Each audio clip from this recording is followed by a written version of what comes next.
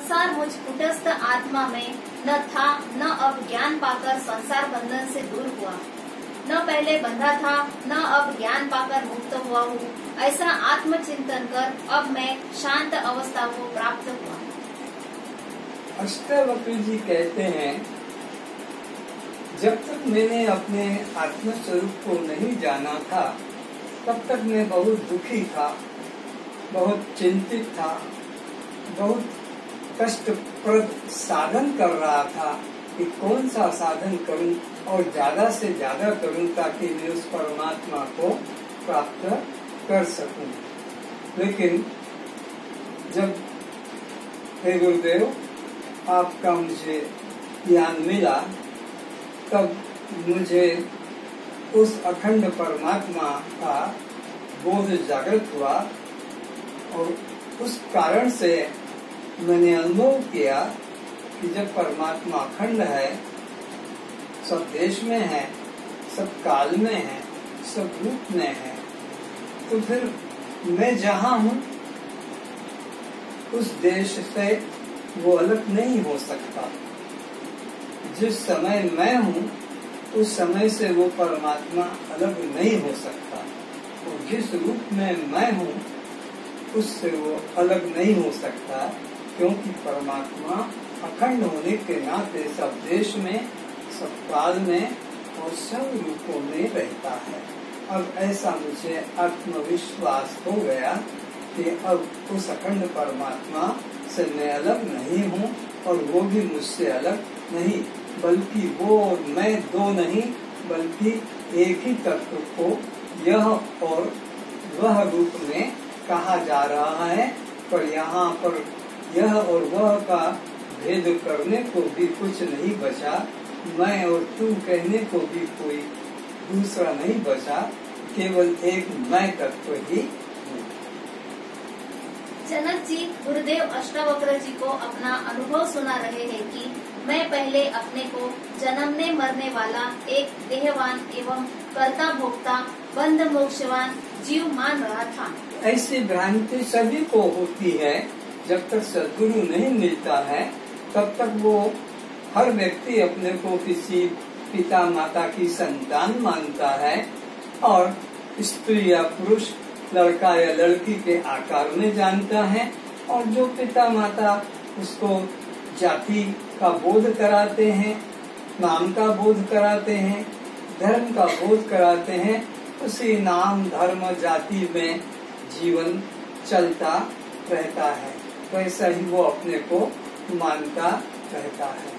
पर जब सद्गुरु के द्वारा उसे वास्तविक अपने स्वरूप का ज्ञान होता है, तब फिर वो अपने को इस देह से, नाम से, जाति से, संबंध से बिल्कुल अलग, केवल चैतन्य साक्षी जानने लगता है।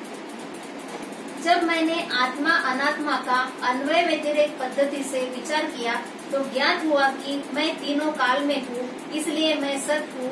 मैं तीनों कालों को जानता हूँ, इसलिए मैं चित हूँ, तथा मैं तीनों कालों में प्रिय हूँ, इसलिए मैं आनंद रूप हूँ। यही मेरी अन्वयता हुई। जब गुरु के पास जाता है शिष्य और गुरु उसको पात्र समझकर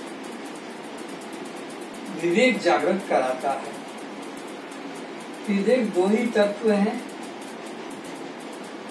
जिसमें एक को जड़ कहते हैं, दूसरे को चैतन्य कहते हैं। एक को अनात्मा कहते हैं, दूसरे को आत्मा कहते हैं।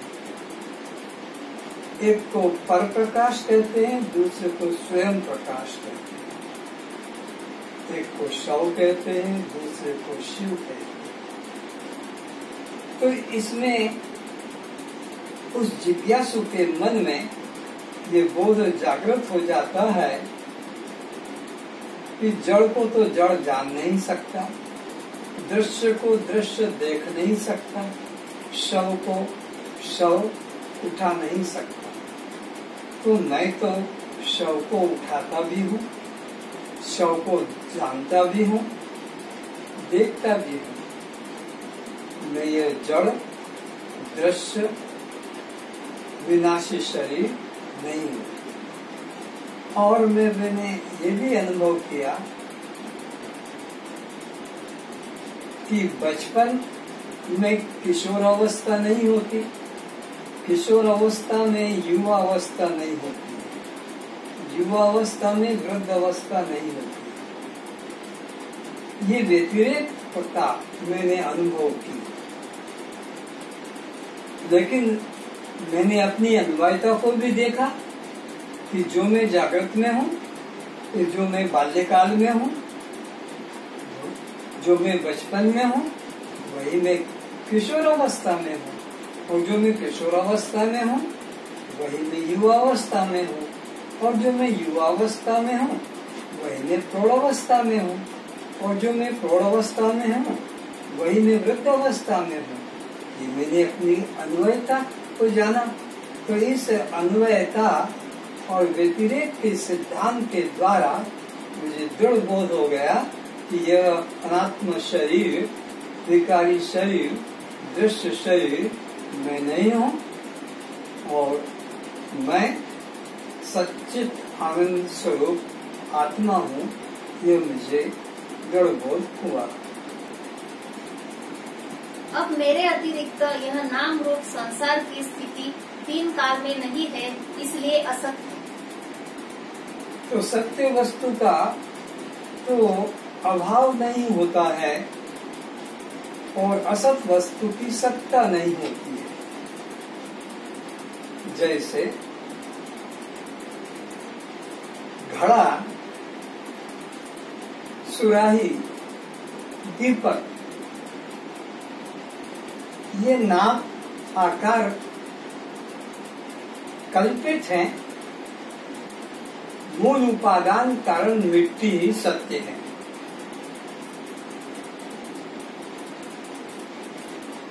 तो ये सारा संसार नाम रूप का ये कल्पित है, और इसका जो आधार अधिष्ठान उपादान कारण है वह मैं स्वयं आत्मा हूँ।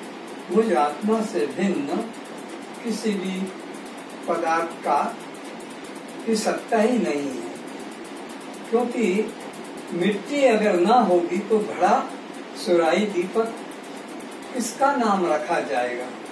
अगर स्वर्ण ना हो तो चूड़ी, चैन, अंगूठी नाम किसको दिया जाएगा? तो उपादान कारण ही सत्य है, और ये नाम आकार सब कल्पित है, इनकी कोई सत्ता नहीं है। तीनों काल परस्पर व मुझको नहीं जानते, इसलिए जड़ है, और तीनों कालों में परस्पर प्रियता नहीं, और मुझे भी यह तीनों प्रिय नहीं, इसलिए दुख रूप है। यह इनका व्यतिरेकपना है। तो इधर मैंने देखा कि मैं जो बाल्यकाल को जानता हूँ वही मैं युवा काल को भी जानता हूँ, और जो मैं युवा काल को जानता हूँ वही मैं वृद्ध काल को भी जानता हूँ। ऐसा नहीं कि बाल्यकाल किसी और ने जाना और युवा काल किसी और ने जाना और वृद्ध काल किसी और ने जाना, ऐसा नहीं। जिसने बाल्यकाल को जाना उसी ने युवा काल को जाना, जिसने युवा काल को जाना है उसी ने वृद्ध काल को जाना है। ये मेरी अन्वयता है, ये मेरी सत्यता है, ये मेरी अभिन्नता है, ये मेरी व्यापकता है। लेकिन बाल्यकाल युवा काल को नहीं जानता है, क्योंकि जड़ है, और इसी तरह युवा काल वृद्ध काल को भी नहीं जानता है, क्योंकि जड़ है। ये उनकी व्यतिरेकता है, परस्पर एक दूसरे को नहीं जानते हैं। पर मेरी अन्वयता है, मैं जो बाल्यकाल को जानता हूँ वही मैं युवा काल को जानता हूँ, जो मैं युवा काल को जानने वाला हूँ वही मैं वृद्ध काल को जानने वाला हूँ। ये तीनों को जानने वाला कोई तीन नहीं, अलग अलग नहीं, मैं अकेला हूँ। जो इस जागृत काल को जानता है वही स्वप्न काल को भी जानता है, जो स्वप्न काल को जानता है वही सुषुप्ति काल को भी जानता है। ये मेरी अन्वयता है, पर जागृत स्वप्न को नहीं पहचानता, स्वप्न सुषुप्ति को नहीं पहचानती। इनकी आपस में यह व्यतिरेकता है, लेकिन मेरा अन्वयता है, क्योंकि मैं तीनों अवस्थाओं में तीनों को जानने वाला एक आत्मा